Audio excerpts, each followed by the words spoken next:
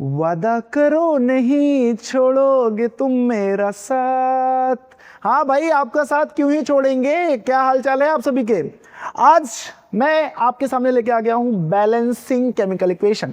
कैसे करेंगे बैलेंस, ये बहुत ही इंपॉर्टेंट क्वेश्चन आता है और कंपलसरी पूछा जाता है भाई। बच्चों को बड़ा ही कंफ्यूजन रहता है कि भाई हिट एंड ट्रायल मेथड से कैसे अपन केमिकल इक्वेशन बैलेंस कर सकते हैं। खैर, आपको टेंशन लेने की रिक्वायरमेंट नहीं है और आज मैं आपको सिर्फ 4 स्टेप्स बताने वाला हूं। 10 CBSE का कोई भी क्वेश्चन आता है अगर आपको बोर्ड एग्जाम में, आप आसानी से 4 स्टेप्स को फॉलो करके उस केमिकल इक्वेशन को बैलेंस कर लोगे। ठीक है, स्टार्ट करें। बहुत छोटा सा लेक्चर रहने वाला है, आराम से चिल होके देखो, मजा आएगा। ठीक है, चलिए लेक्चर स्टार्ट करने से पहले आपको तो पता ही होगा, मेरा नाम है देवेश पांडे और बेटा आज अपन करने वाले हैं how to balance a chemical equation. ठीक है, स्टार्ट करें। चलिए एक सेकेंड, स्टार्टिंग में गड़बड़ी न करे बाबा। हाँ, तो मैंने आपको बोला कि जैसा कि 4 स्टेप्स बताने वाला हूं, तो स्टेप्स बताने से पहले मैं आपको बता दूं कि भाई ये केमिकल इक्वेशन को बैलेंस करना जरूरी क्यों है। आपके मन में क्वेश्चन आ सकता है कि यार सर इतना अच्छा केमिकल इक्वेशन लिख रहे हैं तो उसको बैलेंस भी करना पड़ेगा। हाँ, क्वेश्चन तो वैलिड है। तो इसके लिए आपने एक पढ़ रखा होगा लॉ, जिसको अपन बोलते हैं law of conservation of mass. क्या बोलता है ये बोलता है बेटा कि मास can neither be created nor can be destroyed. ना तो हम मास को बना सकते हैं ना तो डिस्ट्रॉय कर सकते हैं। बहुत ही सिंपल सी बात है। आपने जितना रिएक्टेंट लिया आपको प्रोडक्ट भी तो उतना ही मिलेगा। आपने जितना इनपुट डाला उतना ही तो आपको आउटपुट मिलेगा after when you are getting your product. तो जितना आपने रिएक्टेंट लिया था उतना ही आपको प्रोडक्ट मिलेगा। This is the simple law. ठीक है, और इसीलिए हमको क्या करना होता है, रिएक्टेंट और प्रोडक्ट को बैलेंस करना होता है। ध्यान से देखेंगे, स्टेप्स में बताने चल रहा हूं। फर्स्ट स्टेप क्या बोलता है बेटा, स्टेप 1 क्या बोलता है। कभी भी आपको कोई केमिकल इक्वेशन बैलेंस करने को बोले तो सबसे पहले आपको करना है बैलेंस मेटल। आपको उस केमिकल इक्वेशन में जो भी मेटल दिखेगा, जो भी मेटल आपको दिखेगा, आपको सबसे पहले उसको बैलेंस करना है। स्टेप 2 क्या बोलता है बेटा, step 2 says balance non metal except oxygen. ठीक है भाई, अपने को सेकेंड स्टेप में क्या बैलेंस करना है, नॉन मेटल बैलेंस करना है, पर ऑक्सीजन को कंसिडर नहीं करना है। ठीक है, what does the third step says, it says balance oxygen, balance, एक सेकेंड, हाँ, balance oxygen, and the last step says oxygen. और आपका स्टेप नंबर 4 बोलता है बैलेंस हाइड्रोजन। ठीक है, सबसे पहले आपको क्या बैलेंस करना बेटा, मेटल, फिर नॉन मेटल, ऑक्सीजन को छोड़ देना, फिर लास्ट थर्ड स्टेप में ऑक्सीजन को बैलेंस करेंगे और लास्ट स्टेप में हाइड्रोजन को। स्नैप लीजिए इसका फटाफट से, फिर देखते हैं कैसे बैलेंस करना है। ठीक है, चलिए ले लिया क्या, take, okay, perfect, we are moving. तो 4 स्टेप ही आपको याद रखने हैं। हमारे पास एक केमिकल इक्वेशन है, ध्यान से देखेंगे क्या यहाँ पे बन रहा है। NaOH is reacting with H2SO4, Na2SO4 और H2O बन रहा है। बहुत ही फेमस केमिकल इक्वेशन है ये, है ना, neutralization reaction. Powerful base caustic soda अपना रिएक्ट कर रहा है सल्फ्यूरिक एसिड से। ठीक है, और बना रहा है क्या यहाँ पे, सोडियम सल्फेट और अपना पानी। ठीक है, बहुत ही फेमस रिएक्शन है, कई बार पूछा जाता है, इसको बोलते हैं न्यूट्रलाइजेशन रिएक्शन, आपको पता होना चाहिए। ठीक है, चलिए सबसे पहले इस पर्टिकुलर केमिकल इक्वेशन में आपको क्या दिख रहा है। मुझे यहाँ पे 3 चीजें दिख रही हैं। पहला तो लेफ्ट हैंड साइड पे, रिएक्टेंट साइड पे सोडियम दिख रहा है, फिर ऑक्सीजन दिख रहा है और फिर सल्फर दिख रहा है और हाइड्रोजन दिख रहा है। Sodium, oxygen, hydrogen, hydrogen, oxygen, sulphur, ये 4 चीजें मुझे दिख रही हैं।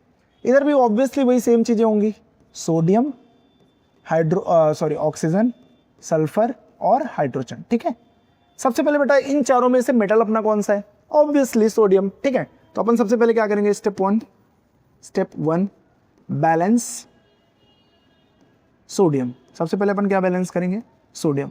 अगर मैं LHS की बात करूं, ठीक है, if I talk about LHS and RHS, right hand side और लेफ्ट हैंड साइड की बात करूं, तो यहां पे मुझे बेटा सोडियम एक ही दिख रहा है।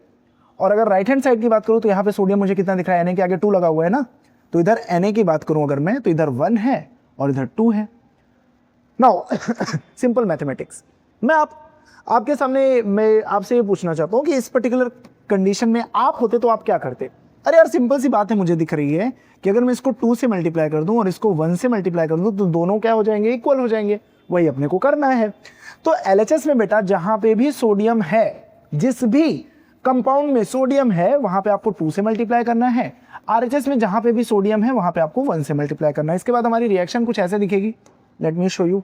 तो यहाँ पे क्या हो जाएगा बेटा, 2NaOH। अच्छा, एक आपको प्रो टिप बता रहा हूँ, जैसे जैसे आप चीज़ों को बैलेंस करते जाएंगे एक बार आप रिएक्शन लिखते जाना, अदरवाइज आप भूल जाएंगे कि आपने किस चीज़ को बैलेंस कर लिया है, किसको नहीं। ठीक है, तो 2NaOH plus H2SO4 will give you बेटा, इधर Na के साथ में हमने को 1 से मल्टीप्लाई करना था, 1 से किसी को भी मल्टीप्लाई करो सेम ही आंसर आता है, Na2SO4 and last will get what, H2O। भाई ठीक है, सोडियम तो बैलेंस हो गया। अब अपना स्टेप 2 आ जाता है कि क्या करना है। स्टेप 2 बोलता है कि भाई balance non metal. Step 2 says balance non metal. अच्छा, मुझे ये भी याद रखना है कि ऑक्सीजन को नहीं कंसीडर करना है। तो यहाँ पे नॉन मेटल क्या है, अपना सल्फर है।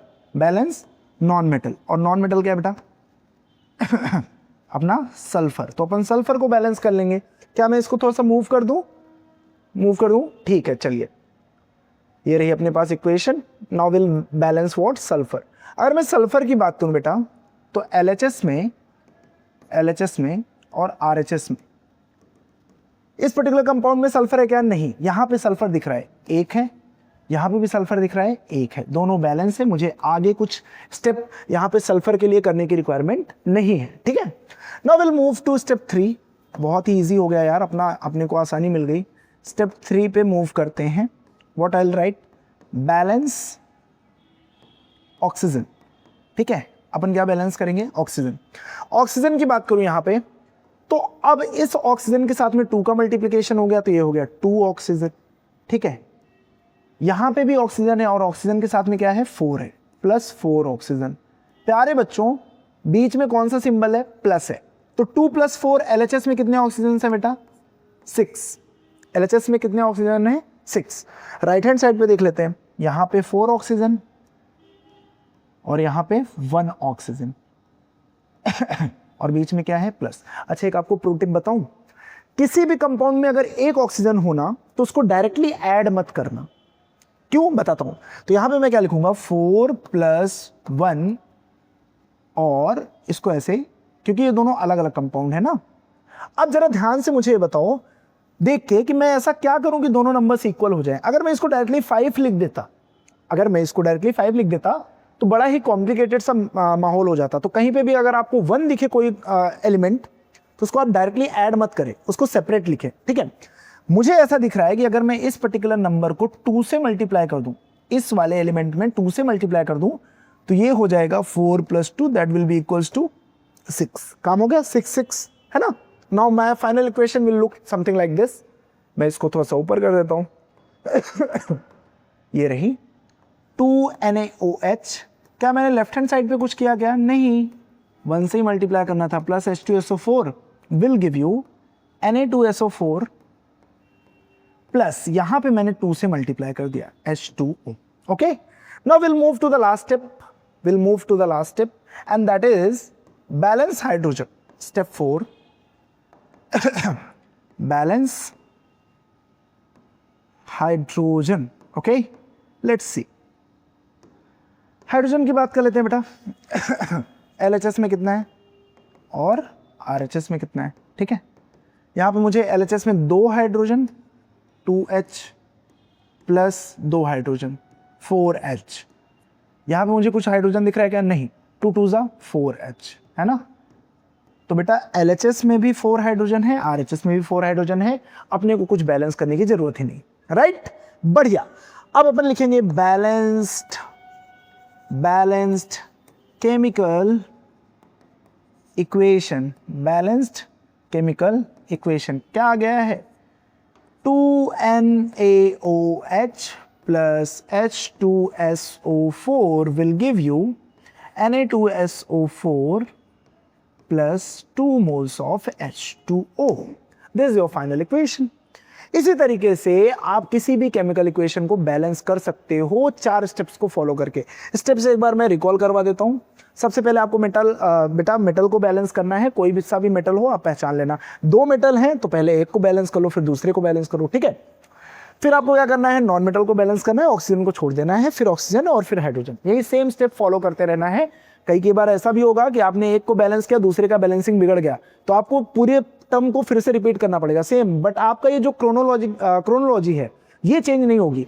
मतलब कि metal, non metal, oxygen, hydrogen, अगर मान लीजिए एक बार में बैलेंस नहीं होता है तो 2 बार आप ट्राई करेंगे, कंपलसरी आपका इक्वेशन बैलेंस हो जाएगा, 2-3 बार में हो जाएगा, बट आपको यही सेम मेथड रिपीट करते रहना है, ठीक है।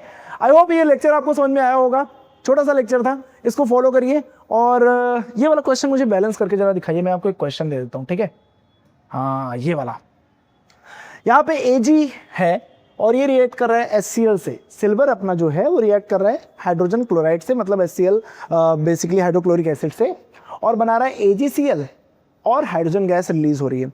हिंट दे देता हूँ, ये रिएक्शन एक बार में बैलेंस नहीं होगी, तो आपको फिर से वापस जाना पड़ेगा। मतलब जैसे आप एक बार चारों स्टेप फॉलो कर लेंगे तो किसी ना किसी का संतुलन बिगड़ जाएगा, तो आपको फिर उसके लिए अपर स्टेप्स पे जाना पड़ेगा, फिर उसके ऊपर स्टेप पे जाना पड़ेगा, फिर ऐसे।